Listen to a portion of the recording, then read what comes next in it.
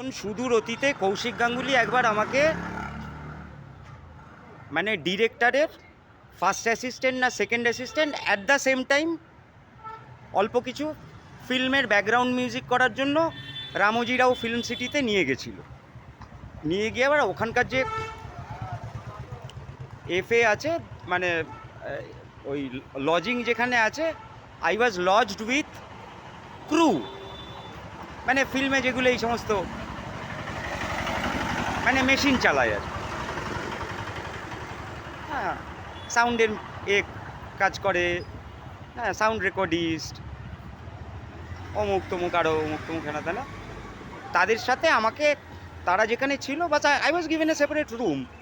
কিন্তু উনি তো আমাকে ফিল্মের এক্সট্রার ভূমিকায় অভিনয় করার জন্য নিয়ে যায়নি।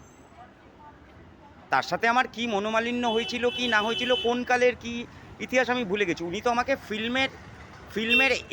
ফিল্মের এক্সট্রা একটা আনট্রেন্ড অ্যাক্টরকে, হ্যাঁ, এক্সট্রার ভূমিকায় অভিনয় করানোর জন্য হঠাৎ করে ধরতক্তা মারপের একবারে ট্যালেন্ট স্কাউটের মতন তুলে নিয়ে যাননি।